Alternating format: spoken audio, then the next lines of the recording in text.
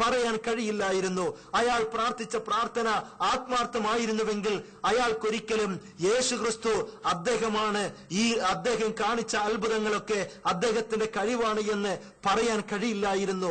അദ്ദേഹം പ്രാർത്ഥിച്ച പ്രാർത്ഥന സത്യമായിരുന്നുവെങ്കിൽ, ആത്മാർത്ഥമായിരുന്നുവെങ്കിൽ അദ്ദേഹത്തിന് ഒരിക്കലും യേശുക്രിസ്തു ക്രൂശീകരിക്കപ്പെട്ട വ്യക്തിയാണ് എന്ന് പറയാൻ കഴിയില്ലായിരുന്നു.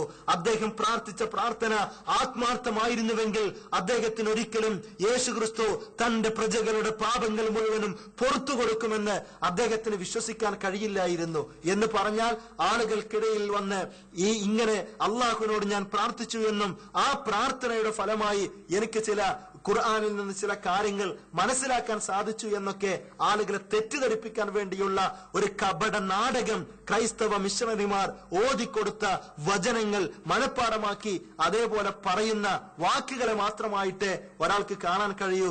അദ്ദേഹത്തിന് ഖുർആനല്ല നോക്കാൻ കഴിഞ്ഞത്, മറിച്ച് അദ്ദേഹം നോക്കിയത് ഒരു ഖുർആൻ ഇൻഡെക്സ് ആണ് എന്നാണ് അദ്ദേഹത്തിന് സംസാരത്തിൽ നിന്ന് മനസ്സിലായത്. കാരണം അദ്ദേഹം ആകെ ഖുർആൻ മുഴുവനും ഗവേഷണം ചെയ്തിട്ട് അദ്ദേഹത്തിന് കിട്ടിയത് എന്താണ് എന്ന് അദ്ദേഹം തന്നെ വിശദീകരിക്കട്ടെ. പ്രാർത്ഥന കഴിഞ്ഞു, ഞാൻ ഖുർആൻ തുറന്ന് വായിക്കാൻ തുടങ്ങി. ഖുർആനിനകത്ത് 114 അധ്യായങ്ങളുണ്ട്. ഒന്നുറക്കെ പറഞ്ഞ് എത്ര അധ്യായങ്ങൾ? 6666 വാക്യങ്ങളുണ്ട്. എത്ര വാക്യങ്ങൾ? ഞാൻ ഈ ഖുർആൻ ഇങ്ങനെ വായിച്ചു പോകുമ്പോൾ മുഹമ്മദ് നബിയുടെ പേര് കണ്ട സ്ഥലങ്ങളിൽ അടിയിൽ വരയിട്ടു. അദ്ദേഹമാണ് ഇസ്ലാം മതത്തിന്റെ സ്ഥാപക നേതാവ്, ഖുർആനിനെ ഈ ലോകത്തിലേക്ക് തന്നയാള്. പക്ഷേ അദ്ദേഹത്തിന്റെ പേര് ഖുർആനിൽ വെറും 4 സ്ഥലങ്ങളിൽ മാത്രമാണ് ഞാൻ കണ്ടത്. എന്നാൽ അതേ ഖുർആനിൽ യേശുക്രിസ്തുവിന്റെ പേര് 25 സ്ഥലങ്ങളിലാണ് ഞാൻ കണ്ടത്. അപ്പൊ ഇയാൾ എന്താ നോക്കിയത്? ഖുർആനാണോ അതോ ഖുർആൻ ഇൻഡെക്സ് ആണോ? അത് ഖുർആനാണ് നോക്കിയതെങ്കിൽ ഞാൻ ഈ പറഞ്ഞ ഖുർആനിലെ ഞാൻ ഓതിത്തന്ന ഈ ആയത്തുകളൊക്കെ അദ്ദേഹത്തിന്റെ ശ്രദ്ധയിൽ വരേണ്ടിയിരുന്നു.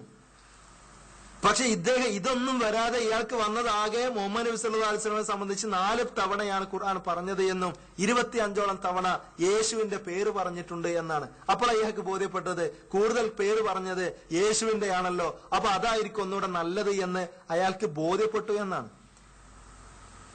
എന്തൊരവസ്ഥയാണിത്! ഇങ്ങനെയാണ് ഏതെങ്കിലും വ്യക്തിയുടെ പേര് നോക്കിയിട്ട് പേര് കൂടുതൽ പ്രാവശ്യം വന്നു എന്നത് നോക്കി ആരെങ്കിലും ഏതെങ്കിലും മതം സ്വീകരിക്കും?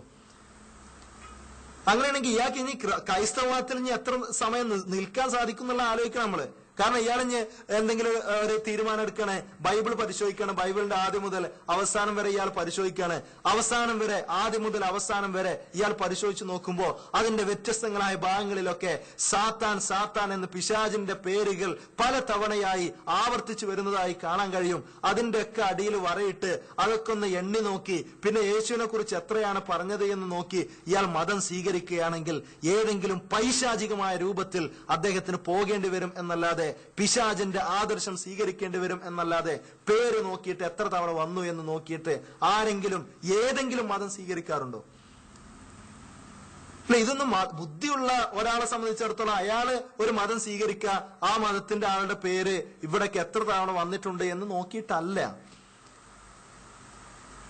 പിന്നെ നബി സല്ലല്ലാഹു അലൈഹി വസല്ലമയുടെ പേര് 4 തവണയാണ് വന്നത് എന്നാണ്. പ്രവാചകൻ സല്ലല്ലാഹു അലൈഹി വസല്ലമയുടെ പേര് അത്രയാണെങ്കിൽ പോലും നബി സല്ലല്ലാഹു അലൈഹി വസല്ലമയോടുള്ള അഭിസംബോധന ഖുർആനിൽ എത്രയോ തവണ ഉണ്ട്.